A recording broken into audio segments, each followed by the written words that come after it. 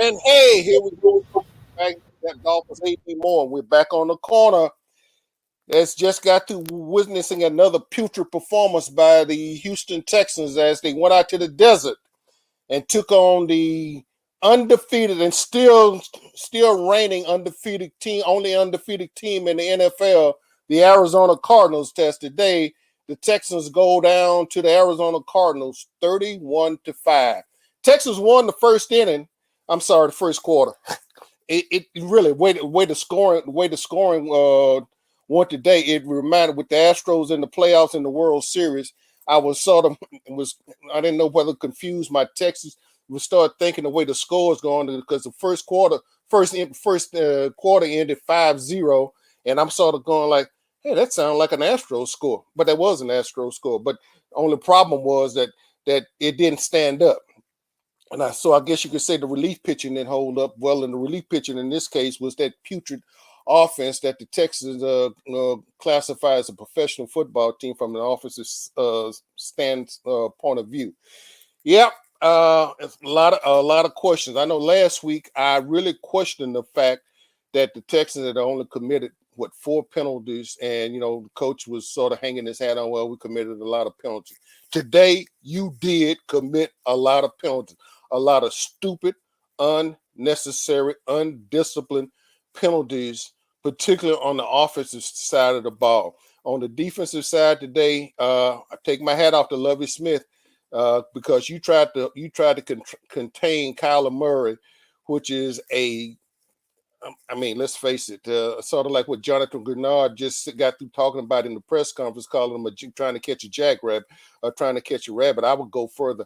I would say he is a unique individual with unique skills, and he is just hard to catch. And you have to stay very disciplined in trying to keep and corral him and keep him and stay within your lanes and try to keep ball ratio man discipline and from a defensive standpoint and trying to keep Kyler Murray within the confines of the say the tackle box and so forth because it is hard to do.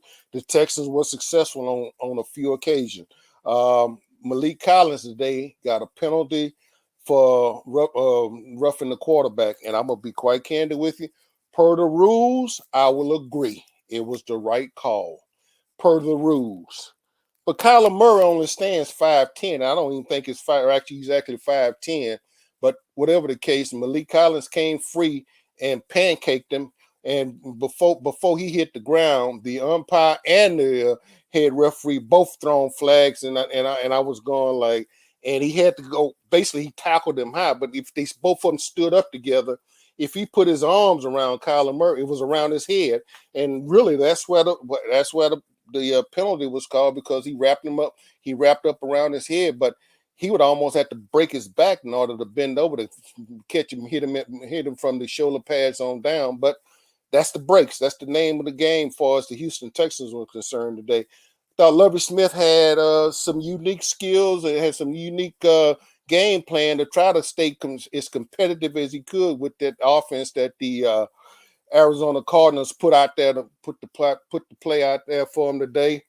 But you know, when you only have a safety, when you only can afford make a field goal from an offensive perspective, you're not going to win many ball games. And the Texans are now 1-6. We'll see how good the Arizona Cardinals will be or can be. They are 7-0. They will now get ready to face the Green Bay Packers.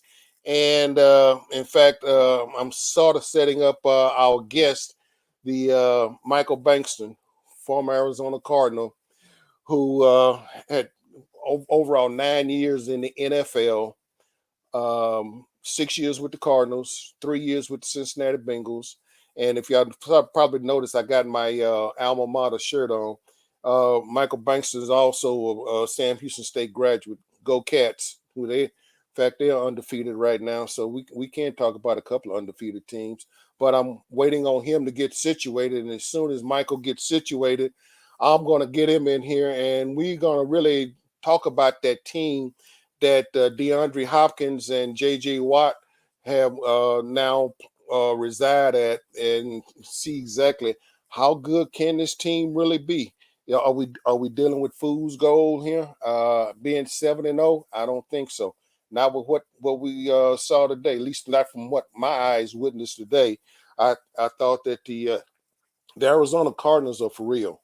Uh, I think that's the teams that's going to have to beat beat the Cardinals. You can get into a shootout with them, but I think one of the unique things about it, and I think I think the tape is going around, and I think that one interception that Tyler Murray threw, and really this was a situation of him not being able to see the field, because I think it was just all everybody sort of the lineman raised up in front of him, and he sort of threw it on the run, but I don't even think he saw the free safety coming over. And in that case, that was probably his worst thrown ball for the whole day. But DeAndre Hopkins had a nice slip touchdown today. I mean, I personally thought probably DeAndre was probably. I last week I probably predicted. I felt like the DeAndre Hopkins would probably have 10 catches, 3 touchdowns. He only had 1 touchdown. He was targeted about 10 times today, and for the most part, it wasn't a lot. It wasn't a whole lot of gloating that as far as DeAndre Hopkins done, at least from what I can tell on sitting and watching the game.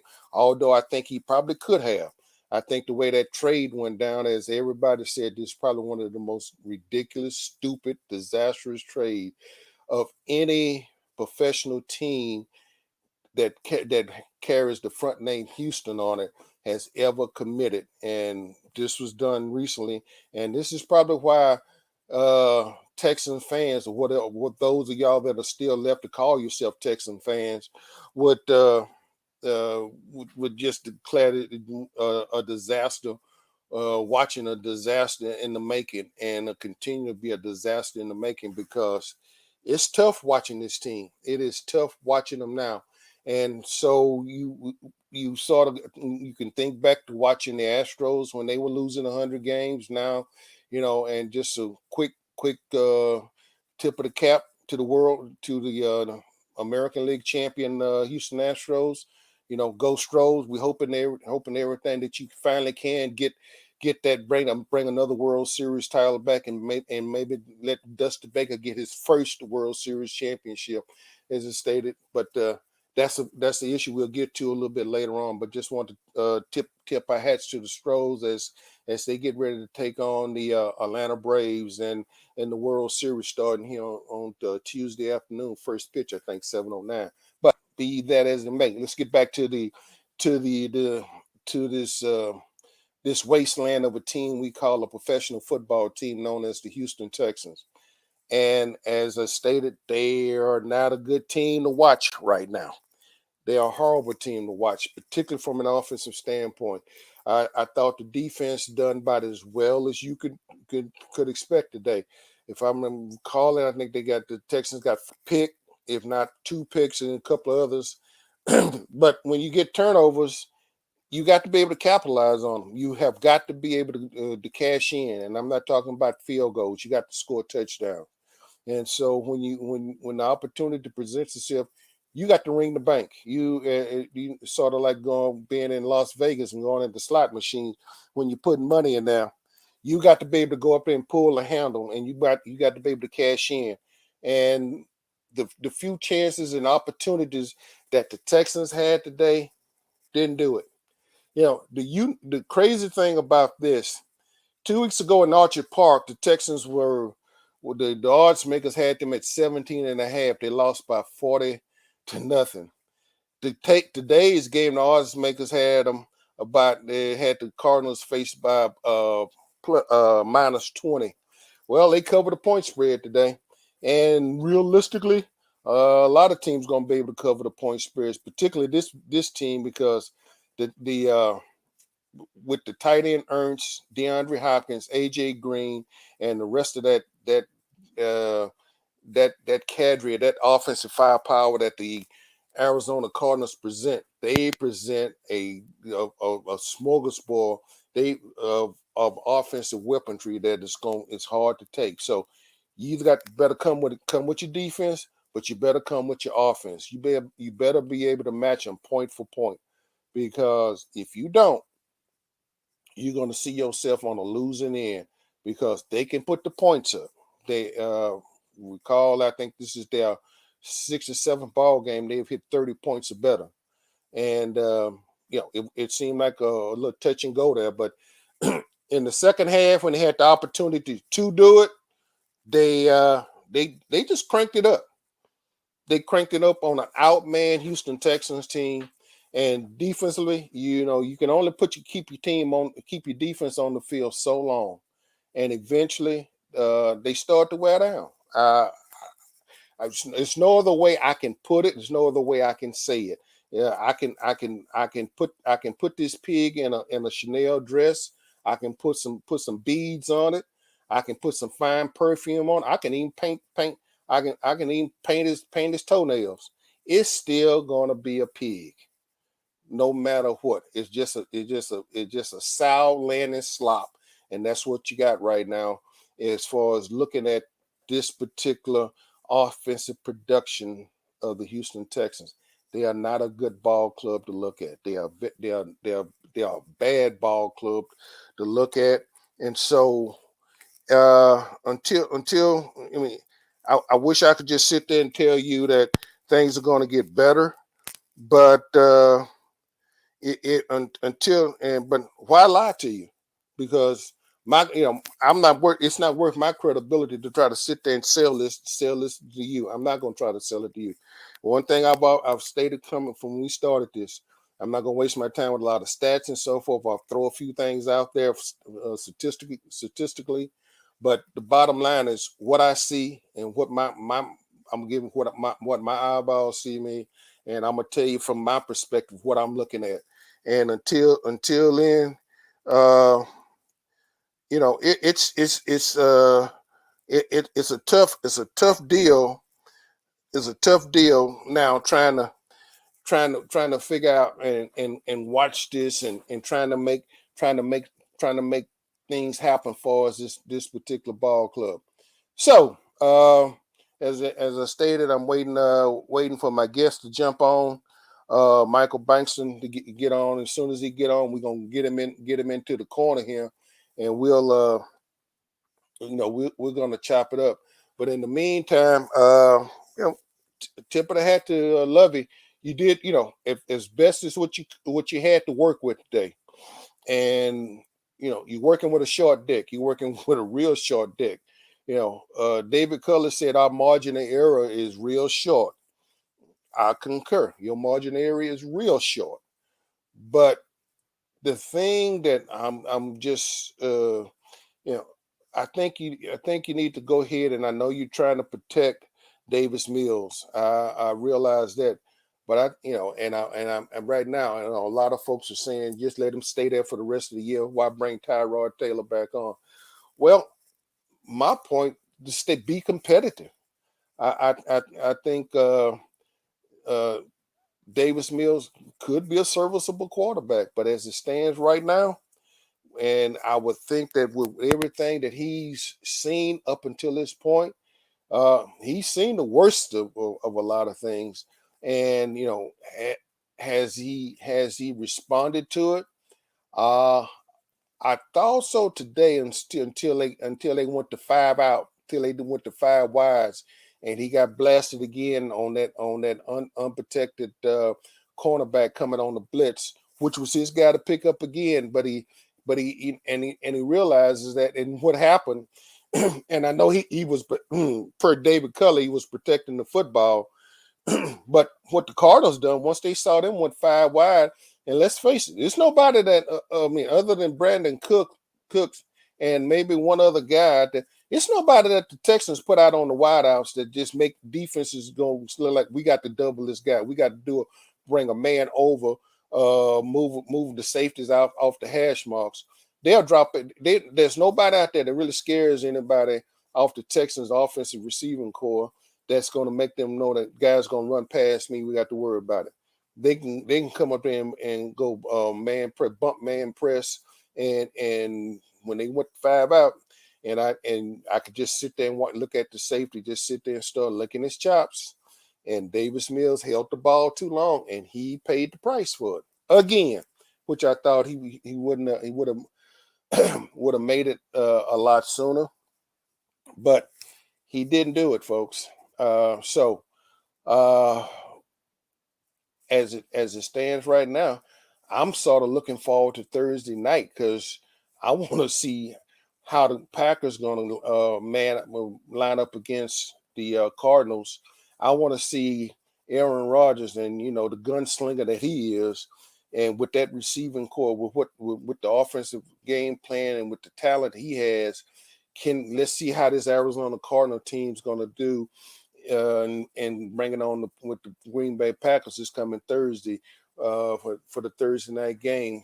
Plus the fact that Kyler Murray looked like he took some shots today, and hopefully he's be able to get into the ice tub between now and the next couple of days and get ready for Thursday night. The one thing about playing these short weeks, particularly they're at home, so they don't have to worry about getting on a plane and traveling. So they can afford to just keep him in the ice tub. They pretty well already know what their game plan is going to be, and at least from what I can understand, from what I can see, Cardinals didn't have too many injuries other than the trigger man, and that being the young Mr. Murray there as to what is his status, and I'm pretty sure he'll be prepared to meet the bell. So, uh, you know, as as uh, as we get ready, as we sort of move toward the end of the program, just waiting on Michael Bankston to jump on there because once he does, we'll be able to get into some things. Because like I say, he has a better insight as to really how good this ball club really is. And with the addition of DeAndre Hopkins, J.J. Watt, A.J. Green, he's added to it, and now he's added Ernst as a receiving tight end, who, by the way, burnt the Texans for a touchdown today. It's going to be very interesting as to uh, what kind of scoring, what the final score is going to be Thursday night. Uh, Defensively, it could be a defensive coach nightmare, or it could be an offensive coach bad dream. However you say it, but either way it go, it could be a Stephen King thriller or a Rod Serling mystery as to how this thing could turn out on Thursday night as far as the Cardinals and the Green Bay Packers when they meet on Thursday night. But all in all, I'm a man now. Yeah, man. I had actually dozed off. You had dozed off. Yeah. Ladies and uh, gentlemen, from East Bernard, Texas, by way of Sam Houston State, Michael Bankston. Mr. Bankston, welcome to the program. Welcome to the corner, man. How are you? How's the family, man? we're blessed, man. We're getting ready to go to this fair in a little bit, so we're gonna go have some more fun. Just got to going to the Cardinals game and watching that great victory to become 7-0. So, thanks for having me on the show. I'm looking forward to our conversation. You've said like I said, you spent 9 years total in the NFL. You were up until PJ Hall was drafted. You were the highest ranked Bearcat to been drafted to the National Football League. Like I said, you went to the fourth round, went to the Cardinals. Give me a quick thumbnail. I mean, the teams you played on, it's been a while, but now that you sit back and you can evaluate, how good is this team? How dangerous are the Arizona Cardinals? Well, I mean, everything evolves, as you know. What Michael Bidwell did was he added some great pieces, some leadership pieces. J.J. Watt, Hopkins, A.J. Green, Phillips from the Patriots. He added, I mean, from the Buffalo Bills. So he added some great veteran leadership to the team, and I think that's making a huge difference. I mean, from the time I played, I mean, we had some great players. We had some, but we just couldn't always get over the edge. We couldn't be that consistent enough to where we can get in the playoffs on a regular basis. And then we was playing in the NFC East at that time. So We was playing against the Giants, the Cowboys, the Eagles, the Redskins, and at that time, all those teams were pretty good teams. And the Cowboys won like 3 Super Bowls during that era. So, but I think what's happening right now, I think they got the great pieces, Cliff Kingsbury, Vance Joseph, they're getting the job done as far as the coaching staff. And then, I mean, Kyler Murray is a special player. I don't know if Kyler Murray would be there, that we'll see the difference and them winning so many games. Because at this point, I don't think everybody would expect them to be 7-0. I mean, but going into Green Bay, we'll see. I mean, let's talk about Kyler Murray. I mean, personally, like I said, I got a chance to see his dad play at A&M. Okay, and initially, I know several guys I know thought, hey, and he was a big baseball bonus baby, and gave the money back. And a lot of folks said, hey man, they thought it made a mistake. But I'm gonna tell you something. They're 7-0, and yeah, and short in stature. But I'm gonna tell you something. He is a unique position. The closest guy I can just identify him with on that field is Russell Wilson, who was Right. another baseball guy. But I mean, your perspective looking at him, I mean, and then with what Cliff Kingsbury is doing with him, I mean, eh, are you surprised at whether I mean, with the production that this kid is able to produce right now? Well, I mean, what he did, and I did see him while he was in Oklahoma.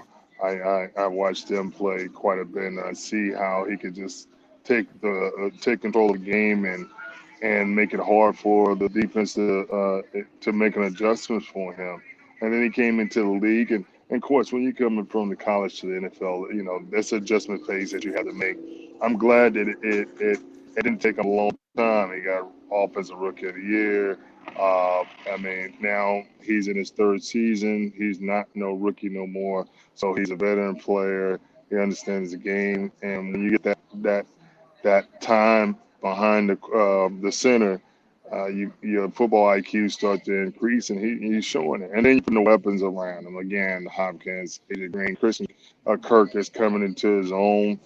He's having a phenomenal year. And then we're gonna get Zach Ertz too. I mean, we just added more fuel to the fire when we got some players like that.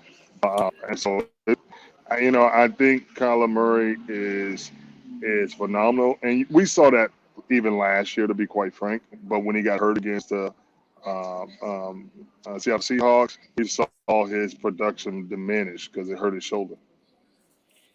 You mentioned Ernst. I mean, were you how surprised were you for y'all that to see the Cardinals that front office pull the trigger for that deal?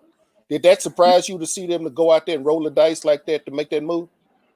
Well, you know what? My hat's off to Wims. Matt Wims was doing a phenomenal job as a tight end, and they saw the importance of a tight end. I've been honestly speaking through radio, through TV. I have expressed having a great tight end because that stretches the field. That keeps the linebacker honest. That keeps the safety honest. That keeps you unable to double team your key receivers a lot of times. So a tight end was one of the benefits that the Cardinals needed to make a difference, and they saw it. And so they didn't hesitate when Matt Williams wasn't able to play no more. They know they needed to get somebody dominant in here. Now, Zach Ertz was supposed to visit us, at my understanding, in the all season. That trigger never was pulled, but we're glad it was pulled at the right time. Defensively, JJ has added a different dimension. You got Chandler Jones because he didn't play today; he was out today. But y'all can bring the heat on the defensive side now. And what do you? I mean, overall, I mean, not too much challenge for the defense today. And you've been on that side. Where's the limit as far as what this defense can do, and what can they make the stops, all the necessary stops that they need in a critical ball game? Well, you know what I noticed is that Van Joseph is almost like an orchestra. He is making sure he get his key players in there at certain times. You got Golden that's rotating in there. You got Devin Kennard that's rotating in there, and he knows exactly when to put those big guys in there. Phillips and Fatu, all those guys. And that's been a huge difference. So he keeping them fresh, keeping them ready at all times to play at a high level. And these guys are not rookies either. And Isaiah Simmons and Buda Baker and then Zach Collins. I mean, and then the key person to this whole thing is Hicks. Hicks has been one of the guys that's been a mainstay that has helped the team get to the next level, and he deserves a lot more credit. But you know what? He's playing his game, and everybody else is showing up. So again, the veteran leadership, like we talked about, they got it both on offense and defensive side of the ball. Let's talk a little bit about you, man. Since you done hung your helmet up, uh, I looked out there on LinkedIn. Stockbroker now, Mr. Bankston. Is Yeah, that yeah. I was a stockbroker at one time with Charles Schwab, but I'm not right now. I work with at-risk youth juvenile kids at Kansas State okay? Academy. That's been a blessing. I've been doing that for almost 10 years, and actually, we got a Cardinals camp coming up there on Tuesday, on the 26th, because the Cardinals and State Farm have put a brand new field as well as a brand new scoreboard at our Okay. facility. So we're looking forward to them to doing the camp there with the kids. We got about 300 plus kids that we serve on a daily basis. Talk a little bit more about the academy. What you said at risk kids? What are the ages we're talking about? Just give us a little bit of insight on Ooh, what you're trying to do with those kids. oh man, we got even kids as young as what 6, 7 years old, all the way up to 18, going on 19 for the most part. Okay. I'm like a case manager. I'm like a liaison between the kids, their families, their probation officer, CPS workers, court systems. So that's what I do. Okay. Again, I've been doing that. And what we try to do is just give them different opportunities, different resources to see a different side. I mean, a lot of times they come out of detention. Sometimes they come straight from home because of their behaviors and choices. And so we just try to give them a different point of view to look at. We call it influencing the lives of youth. So, again, I've been doing it. I've been enjoyed doing that for some last going on 10 years and want to continue as long as I can.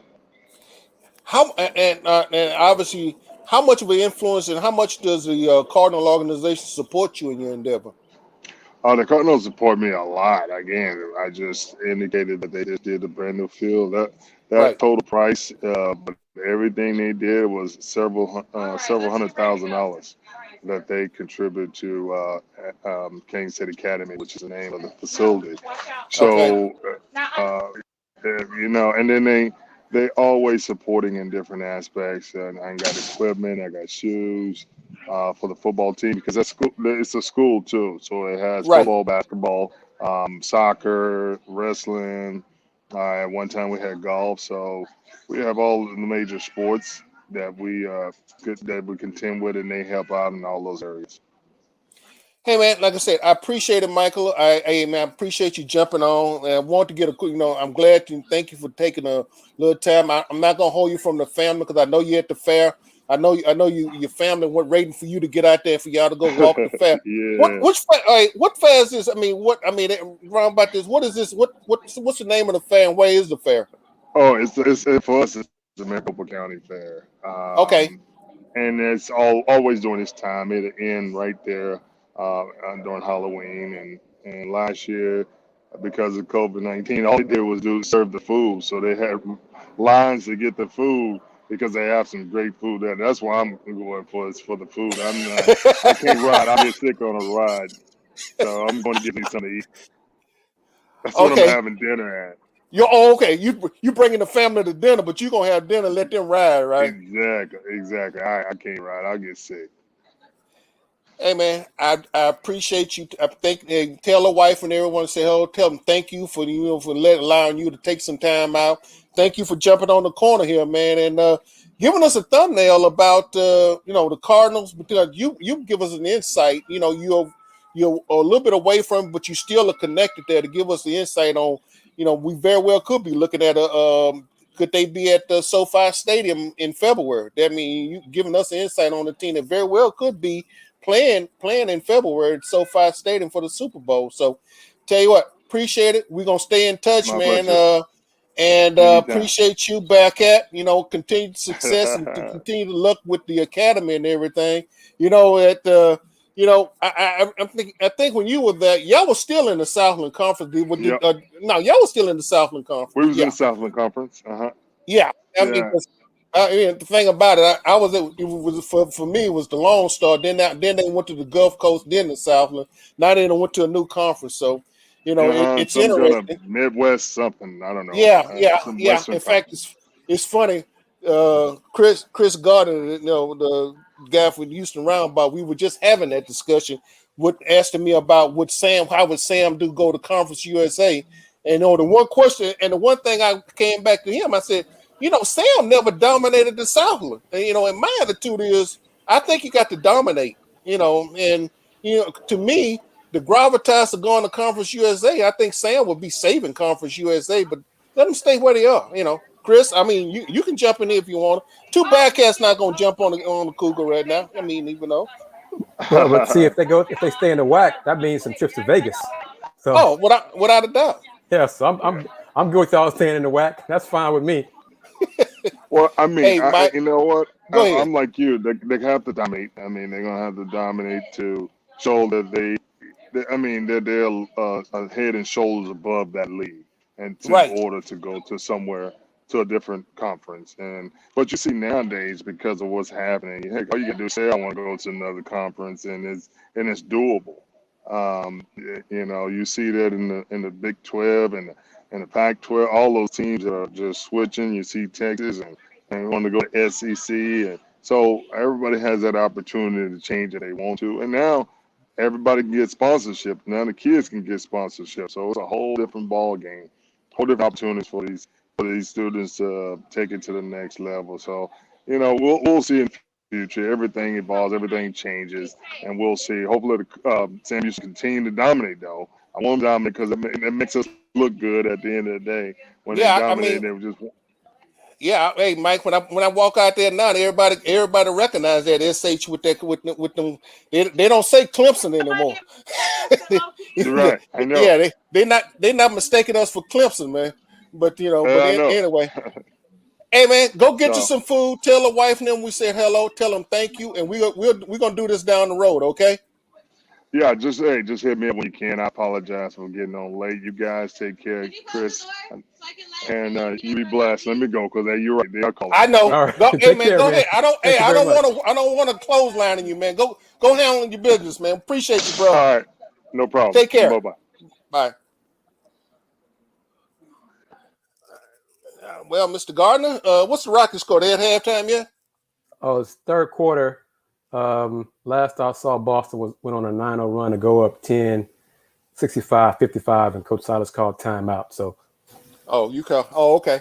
Well, Chris, I tell you what, there's nothing else we can say about that putrid performance today. I mean, it is what it is, and it's quite obvious they cut my guy Whitney Merciless, and they sent another one packing. So I mean, it's clear as mud that they are playing for the first round draft pick. If they weren't, I think it became clear and clear. It becomes clear each day. Now the question becomes, will they keep David Culley around long enough to get enough pieces here to start putting it in, to start to turn this train around? what do you think? Tell you what, if they continue to play like this, I don't think he'll be one and done. I think they realize that. I think as long as they stay competitive, and I saw there's some competitiveness out there. What is it? They 1-6 now, so they got 10 more ball games.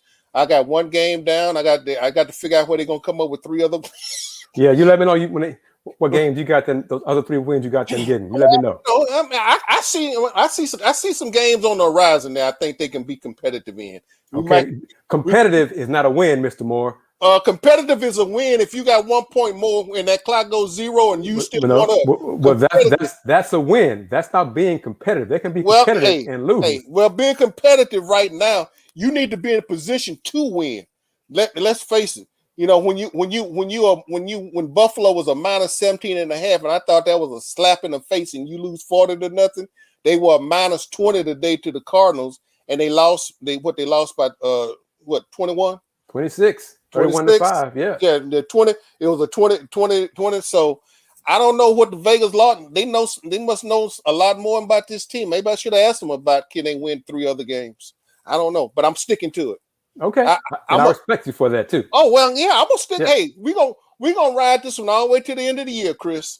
But Sounds I appreciate good. it, man. Yes, sir. Hey, man. Hey, without further ado, folks, this is your man, Adolphus AD Moore, and you have been on the corner. I want to thank Michael Bankston again for coming on and sharing his insights. It's going to be interesting to see this game Thursday night to see because this is probably going to be like a pinball game between how many times they can go into the end zone between Kyler Murray and Aaron Rodgers as to with that offensive firepower on both sides of the line. It's going to see who's going to be the best defensive coordinator Thursday night football when the Cardinals host the Green Bay Packers. I'm going to tell you it's going to be interesting out there, Chris. And for one, I'm going to try to find somewhere where I can sit down and just be a fan for this one and try to sit back and see if the defensive coordinators can figure out how to slow these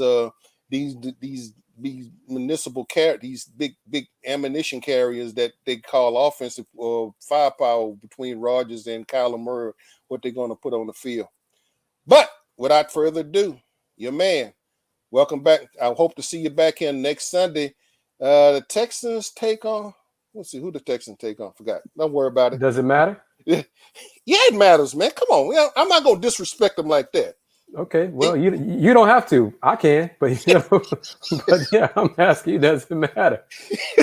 No, I'm not going to. I mean, like Jonathan Grenard said, he said, that team on the other side get paid just like we do. Yep, that's true. You are. Everybody gets a direct deposit on Monday, right? And so now that doesn't necessarily make you all professionals, though. Some of y'all will be more professional than the others. But I'm not gonna keep beating that horse. But anyway, folks, it's been fun.